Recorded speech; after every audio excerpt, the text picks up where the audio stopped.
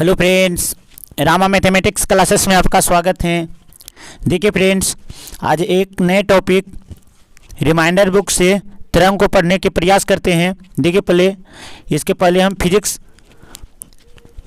के प्रकाश topic complete कर दिए हैं। देखिए आज तरंग को पढ़ने के प्रयास करते हैं। देखिए क्या क्या क्वेश्चन इससे बनता है, समझिए। चलिए देखिए, ध्वनि की उत्पत्ति होती है कहाँ से? ध्वनि की उत्पत्ति होती है तो वस्तु के कंपन से। ध्वनि की उत्पत्ति होती है तो वस्तु की कंपन से। किसी माध्यम में विक्षोभ के संचरण को कहा जाता है। तो तरंग कहा जाता है। क्या कहा जाता है? तो तरंग कहा जाता है। किसी माध्यम में विक्षोभ के संचरण को कहा जाता है तो तरंग कहा जाता है। जो तरंगे सुनने की संवेदना उत्पन्न करती हैं उसे ध्वनि कहते हैं। उसे क्या कहते हैं? ध्वनि कहते हैं। ध्वनि किसका एक रूप है? तो ऊर्जा का। ध्वनि किसका रूप है? तो ऊर्जा का। ध्वनि किसमें गमन नहीं कर सकता है? निर्वात अर्थात शून्य में गमन नहीं कर सकता है। वायु में ध्वनि की गति होती है तो अनुदैर्घ्य होती है। किससे होती है? तो अनुदैर्घ्य होती है। अनुदैर्घ्य तरंग उत्पन्न की जा सकती है तो ठोस, द्रव, गैस तीनों में। आवृत्ति का एसआई मात्रक हर्ट्ज एचजेड होता है। चलिए आगे देखते हैं। एक हर्ट्ज बराबर होता है एक कंपन पर सेकेंड होता है। तरंगदैर्घ्य का एसआई मात्रक होता है मीटर एंगस्ट्रम होता है। एक एंगस्ट्रम बराबर होता है 10⁻⁻10 मीटर। एक नैनोमीटर बराबर होता है 10⁻⁻9 मीटर। ध्वनि का वायु में वेग होता है तो 332 मीटर पर सेकेंड। ध्वनि का हाइड्रोजन में वेग होता है तो 1259 मीटर पर सेकेंड स्क्वायर। ध्वनि का कार्बन डाइऑक्साइड में वेग होता है 260 मीटर पर सेकेंड। ध्वनि का भाप 100 डिग्री सेंटीग्रेड पर होता है। तो 405 मीटर पर सेकेंड होता है। ध्वनि का एल्कोहल में वेग होता है तो 1213 मीटर पर सेकेंड होता है। ध्वनि का लोहा में वेग होता है तो 5130 मीटर पर सेकेंड। ध्वनि का जल में वेग होता है तो 1483 मीटर पर सेकेंड होता है। सबसे ज़्यादा ठोस में होता है। कार्बन डाइऑक्साइड में देखिए कितना है, तो ध्वनि की चाल 260 मीटर पर सेकेंड। वायु में 332 मीटर पर सेकेंड। 332 मीटर पर सेकेंड। देखते हैं आगे। देखिए एल्युमिनियम में स्टील में सबसे ज़्यादा होता है। कितना है? तो 6420 मीटर पर सेकेंड होता है। देखिए हाइड्रोजन में तो 1259 मीटर पर सेकेंड होता है। चलिए आगे देखते हैं। कुछ ध्वनि स्रोत की विशेषता है तो ध्वनि स्रोत और तीव्रता डेसिबल में। साधारण बातचीत 30 से 40, जोर से बातचीत तो 50 से 60। ट्रक या ट्रैक्टर 90 से 1000। ऑर्केस्ट्रा 100। विद्युत मोटर 110 ध्वनि करता। मिसाइल देखिए कौन है? मिसाइल 180 डेसिबल ध्वनि उत्पन्न करता है। चलिए आगे देखते हैं। देखिए इससे क्वेश्चन ऐसे बनेगा कि निम्न में से कौन सा विद्युत चुंबकीय तरंग है और कौन सा चुंबकीय तरंग नहीं है। तो देखिए विद्युत चुंबकीय तरंग है, इधर खोज करता है। तो कौन कौन है? देखिए इधर खोज करता है, इधर विद्युत चुंबकीय। देखिए गामा किरणें, तो गामा किरण बाइकुलर, गामा किरण का खोज किसने किया था? बाइकुलर ने। एक्स किरण का खोज रोजंटन ने, रोंजन ने। एक्स किरण का खोज रोंजन ने किया था। परावैंगनिक किरण का खोज रीटर ने किया था। परावैंगनिक खोज का किसने किया था? तो रीटर ने किया था। गामा किरण बाइकुलर, एक्स किरण रोजंटन, परावैंगनिक किरण रीटर, दृश्य किरण न्यूटन, दृश्य किरण न्यूटन, अवरक्त किरण हर्शेल, अवरक्त किरण हर्शेल ने खोज किया था। देखिए लघु रेडियो तरंग हेनरिक हटर्ज, हेनरिक हटर्ज। दीर्घ रेडियो तरंग मार्कोनिक, दीर्घ रेडियो तरंग मार्कोनिक, दीर्घ रेडियो तरंग मार्कोनिक। समुद्र जल में ध्वनि का वेग होता है, समुद्र तो 1533 मीटर पर सेकंड, 1533 मीटर पर सेकंड। पारा में ध्वनि का वेग होता है तो 1450 मीटर पर सेकंड, 1450 मीटर पर सेकंड होता है। ध्वनि तरंग होती हैं, ध्वनि तरंग होती हैं तो प्रत्यास्थ तरंग होती हैं, ध्वनि तरंग होती हैं तो प्रत्यास्थ तरंग होती हैं। ध्वनि तरंग किसके कारण प्रतिध्वनि उत्पन्न करते हैं? ध्वनि तरंग किसके कारण प्रतिध्वनि उत्पन्न करते हैं? तो परावर्तन ध्वनि से, परावर्तन ध्वनि से। ध्वनि तरंग किसके कारण प्रतिध्वनि उत्पन्न करता है? परावर्तन ध्वनि के कारण, परावर्तन के कारण। ध्वनि का वेग सबसे ज्यादा होता है तो इस्पात में, किसमें? तो इस्पात में, कहने का मतलब ठोस में, कहने का मतलब ठोस में। परासर्वय तरंग की आवृत्ति होती है तो 20,000 हर्ट्ज से अधिक, 20,000 हर्ट्ज से अधिक होता है। अब सर्वय तरंग की आवृत्ति होती है तो 20 हर्ट्ज से कम, 20 हर्ट्ज से कम। 3000 एंगस्ट्रॉम तरंग दैर्घ्य के प्रकाश की आवृत्ति होती है तो 1 × 10⁻15 हर्ट्ज। विभिन्न वर्णों का तरंग दैर्घ्य, देखिए बैगनी का तरंग दैर्घ्य 400 से 440, जामुनी के 440 से 460, नीला के 460 से 500, हरा से 500 से 570, पीला से 570 से 590, नारंगी से 590 से 560, लाल से 620 से 700, 620 से 700। सबसे ज़्यादा किनका होता है? तो लाल का, सबसे कम बैगनी का होता है। चलिए आगे देखते हैं। देखिए विद्युत चुम्बकीय तरंग तथा उसकी तरंग दैर्घ्य, विद्युत चुम्बकीय तरंग एवं उसके तरंग दैर्घ्य देखते हैं। देखिए कॉस्मिक किरण, कॉस्मिक किरण तो तरंग दैर्घ्य कितना होता है? 0 से 0.01। गामा किरण 0.1 से 0.01 से 0.1। एक्स किरण का तो कितना होता है? तो 0.1 से 150। दृश्य प्रकाश, दृश्य प्रकाश तो 3800 से 7600, 3800 से 7600 एंगस्ट्रॉम होता है। देखिए सूक्ष्म किरण, सूक्ष्म किरण का कितना होता है? तो 6 × 10⁻6 से 3 × 10⁻9 एंगस्ट्रॉम तक होता है। परावैंगनिक किरण का कितना होता है? तो 150 से 3800, 150 से 3800 एंगस्ट्रॉम होता है। चलिए आगे देखते हैं। देखिए आगे हैं मैक संख्या का उपयोग किसकी चाल निर्धारण में किया जाता है? मैक संख्या का उपयोग किसकी चाल निर्धारण में? तो विमान में, विमान की चाल निर्धारण में मैक संख्या का प्रयोग किया जाता है। डेसिबल इकाई है, डेसिबल इकाई है ध्वनि की तीव्रता की, ध्वनि की तीव्रता की है। श्रेणी अनुनाद में, श्रेणी अनुनाद होने पर पावर फैक्टर का मान होता है 1 हो जाता है।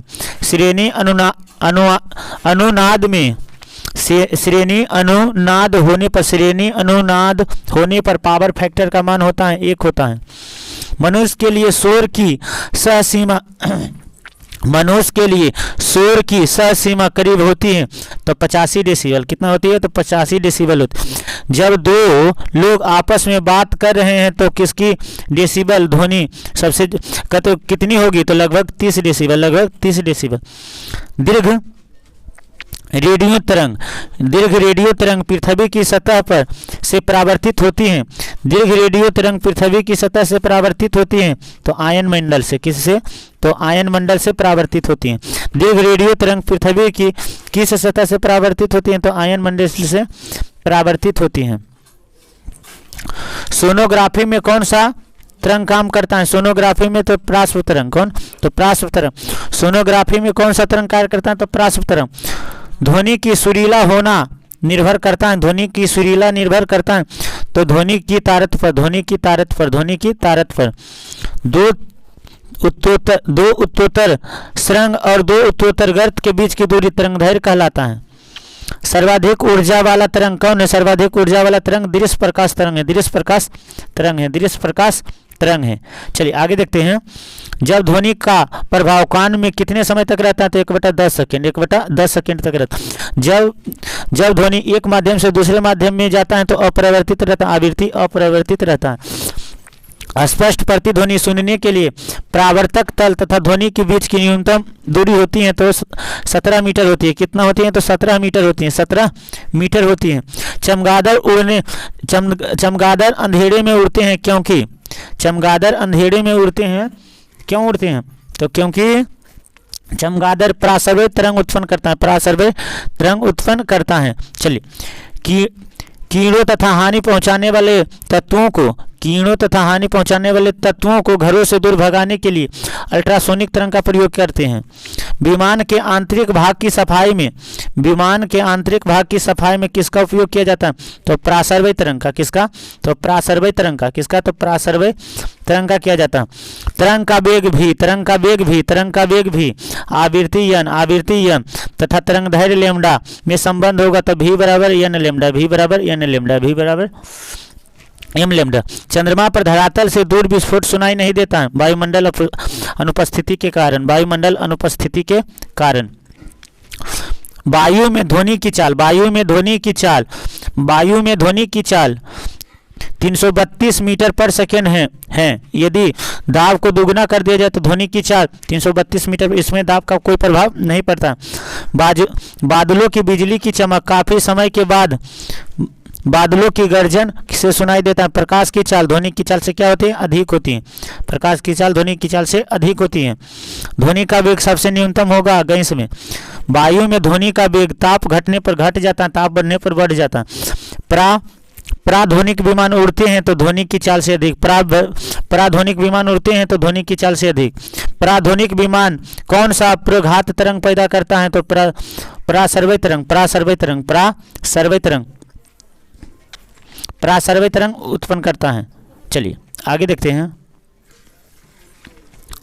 देखिए आगे है वायु के वेग तथा उसी माध्यम में एवं उन्हीं परिस्थिति में ध्वनि के वेग का अनुपात को, ध्वनि के वेग के अनुपात को क्या कहते हैं? तो माइक संख्या कहते हैं। वस्तु के वेग तथा उसी माध्यम में उन्हीं परिस्थिति में ध्वनि के वेग को माइक संख्या कहते हैं। साधारण बातचीत में ध्वनि की तीव्रता 30 से 40 डेसिबल होती है। ध्वनि के किस लक्षण के कारण कोई ध्वनि मोटी या पतली होती है? तो तारत्व के कारण। ध्वनि के किस लक्षण के कारण कोई ध्वनि मोटी या पतली होती है? तो तारत्व के कारण। ध्वनि का तारत्व किस पर निर्भर करता है? ध्वनि का तारत्व किस पर निर्भर करता है? तो ध्वनि की आवृत्ति पर, ध्वनि की आवृत्ति पर। पुरुषों की अपेक्षा महिला की आवाज़ अधिक तीक्ष्ण होती है। पुरुषों की अपेक्षा महिला की आवाज़ अधिक तीक्ष्ण होती है क्योंकि महिला की आवाज़ अधिक तारत होती है, महिला की आवाज़ अधिक तारत होती है। स्त्री की आवाज़ पुरुष की आवाज़ की अपेक्षा पतली होती है। स्त्री की आवाज़ पुरुष की अपेक्षा पतली होती है। आवृत्ति क्या होती है? तो अधिक होती हैं। आवृत्ति क्या होती है? तो अधिक होती हैं। पतली होती है महिला की क्योंकि आवृत्ति कम होती है, लेकिन पुरुष की अपेक्षा महिला की आवाज़ अधिक तीक्ष्ण होती है। तो तीक्ष्ण बोलेगा तो तारत, तीक्ष्ण बोलेगा तो तारत, तीक्ष्ण जहाँ बोलेगा तो तारत अधिक होने के कारण, लेकिन पतली बोलेगा तो आवृत्ति अधिक होने के कारण। चलिए आगे देखते हैं। कौन सी प्रक्रिया और ध्वनि दोनों में घटित नहीं होता है? तो ध्रुवन। कौन सी प्रक्रिया ध्वनि दोनों में घटित नहीं होता है? तो ध्रुवन। रडार की कार्य प्रणाली किस सिद्धांत पर कार्य करता है? तो रेडियो तरंग के परावर्तन पर, रेडियो तरंग के परावर्तन। इको साउंड का प्रयोग किया जाता है। इको साउंड का समुद्र की गहराई मापने में, समुद्र की गहराई मापने में। एक व्यक्ति को अपनी प्रतिध्वनि सुनने के लिए परावर्तक तल से कितनी दूर? तो 56 फीट होता है। एक व्यक्ति को अपनी प्रतिध्वनि सुनने के लिए परावर्तक तल से कितनी दूरी पर खड़ा होनी चाहिए? तो 56 फीट पर, 56 फीट पर। स्टेथोस्कोप ध्वनि किस सिद्धांत पर कार्य करता है? तो परावर्तन ध्वनि पर। सोनार, सोनार अधिकांशतः प्रयोग में लाया जाता है, सोनार अधिकांशतः प्रयोग में लाया जाता है, सोनार अधिकांशतः प्रयोग में लाया जाता है तो नौ संचालकों द्वारा, नौ संचालकों द्वारा, नौ संचालकों द्वारा, नौ संचालकों द्वारा। सोनार अधिकांशतः प्रयोग में लाया जाता है तो नौ संचालकों द्वारा, नौ संचालकों द्वारा। गूंजहीन हॉल, गूंजहीन हॉल का अनुसरण काल होता है तो 0 सेकेंड होता है, 0 सेकेंड। अनुसरण हॉल तथा अनुसरण काल तथा हॉल के आयतन के बीच का संबंध सीरीबिन होता है, सीरीबिन होता है, सीरीबिन होता है, सीरीबिन होता है। चलिए आगे देखते हैं।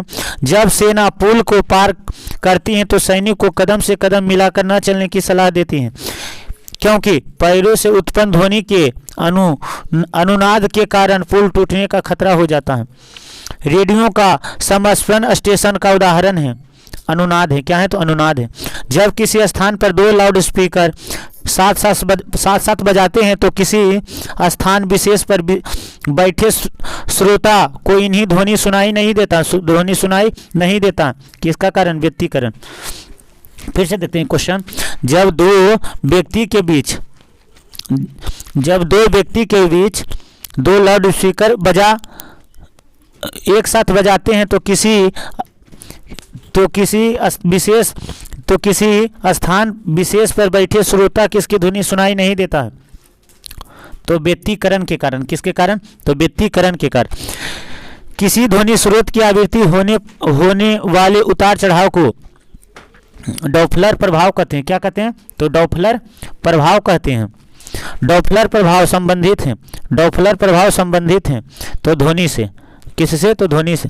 पास आती हुई रेलगाड़ी की सीटी की आवृत्ति बढ़ती जाती है, ऐसा किस घटना के कारण होता? डॉपलर प्रभाव के कारण। पास आती हुई रेलगाड़ी की सीटी की आवृत्ति बढ़ती जाती है, डॉपलर प्रभाव। किस प्रकाश तरंग का प्रयोग रात्रि के दृश्य उपकरण में किया जाता है? तो अवरक्त का। किसका? तो अवरक्त का किया जाता है। चलिए फ्रेंड्स, यह टॉपिक कंप्लीट हो गया। चलिए दूसरे वीडियो में दूसरे टॉपिक को पढ़ने के प्रयास करते हैं। Thanks friend. जय हिंद फ्रेंड।